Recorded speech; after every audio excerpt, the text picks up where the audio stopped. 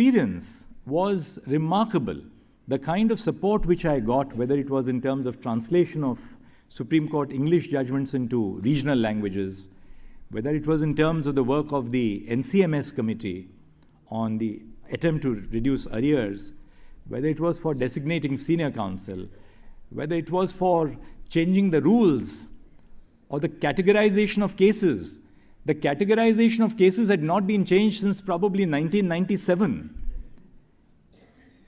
Our colleagues sat through evenings on an end and changed the categorization. I'm not naming all of them because obviously I don't want to embarrass them.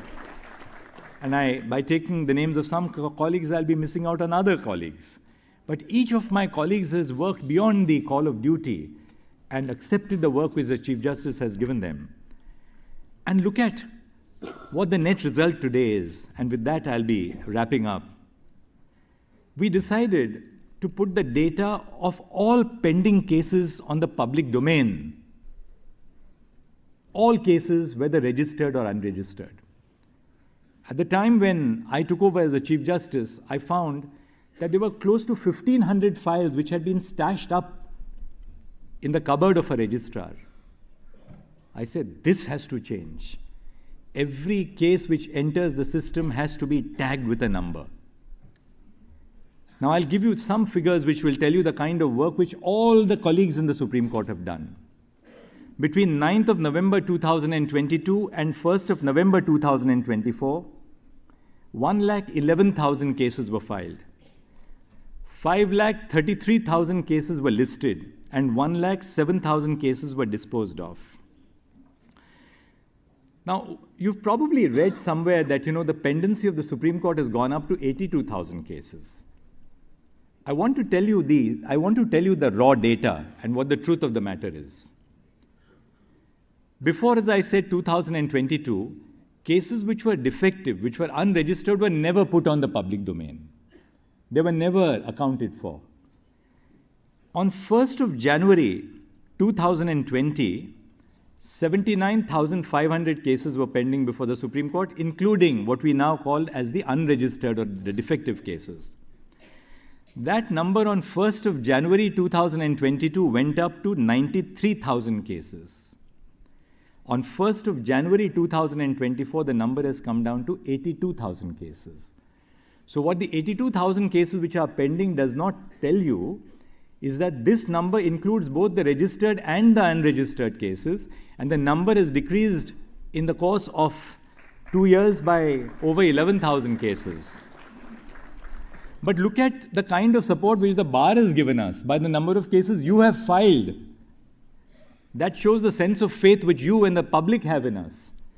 In 2020, 29,000 cases were filed in the Supreme Court. In 2023, 54,000 cases were filed in the Supreme Court.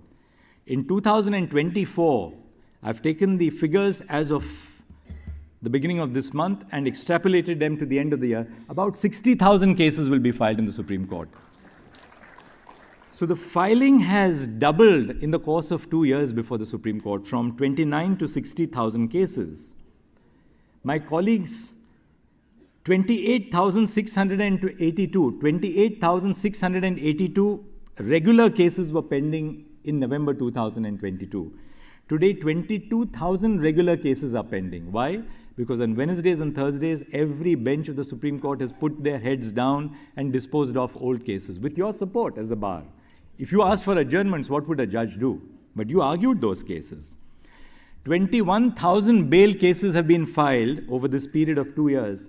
21,358 bail cases have been disposed of by my colleagues. Last but not the least, I owe an eternal debt of gratitude to my collegium for the way we have worked. To Brother Justice Sanjeev Khanna, to Brother Justice Bhushan Gavai, Brother Justice Suryakant, and Brother Justice Rishikesh Roy. We sat through the collegium, sometimes making tough choices, tough decisions. As Mr. Sibal said, you cannot always assure that a human decision is correct, but it at least must be reasoned, it must be spoken to, it must be a decision which is deliberated upon. We never had a difference of opinion. We never left a meeting with a sense of rancor. All meetings were conducted with a sense of humor, with a smile, and some snacks which were thrown in by me as well for good measure. But the important part is that we never lost sight of the fact that we are not here with personal agendas at work. We are here to subserve the interests of the institution. And in subserving the interests of the institution, it is that we have really, in that sense, been able to scale many, many heights. I won't give you all the data on the collegium. Last, may I only say this. I'm sure all of you are aware of the amount that I have received my share of trolling.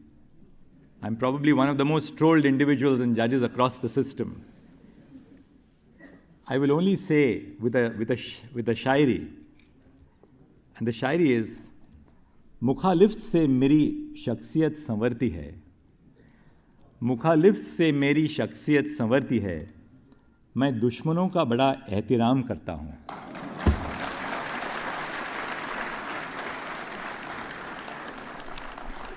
But on a lighter vein, I'm just wondering what will happen from Monday, because all those who trolled me will be rendered unemployed.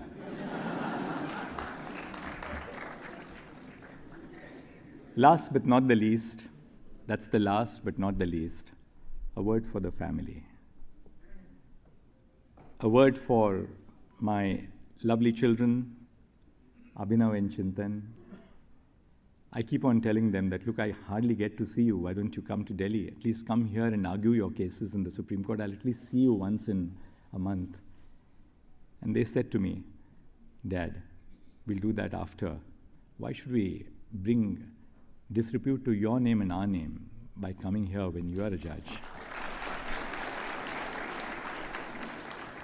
I'm truly blessed. I'm truly blessed to have children who have that ethos.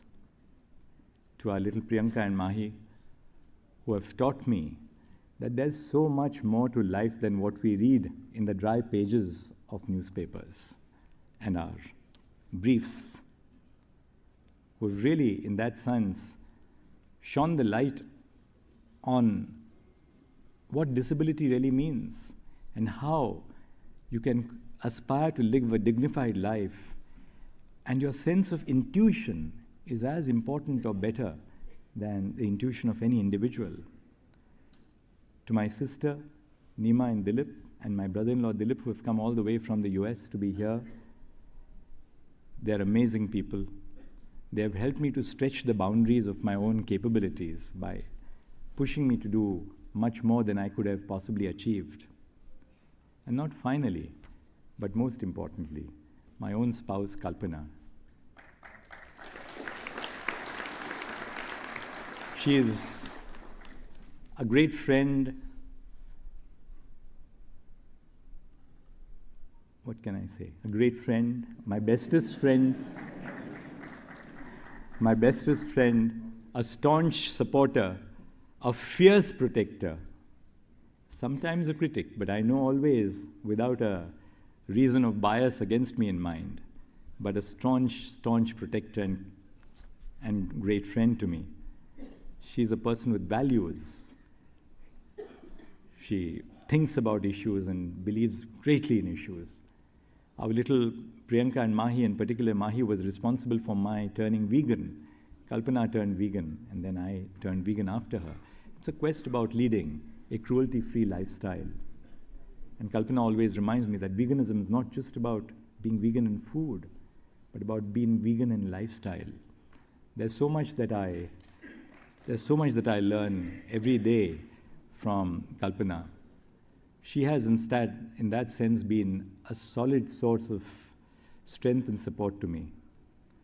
When we got married in 2008, Kalpana had extracted one promise from me.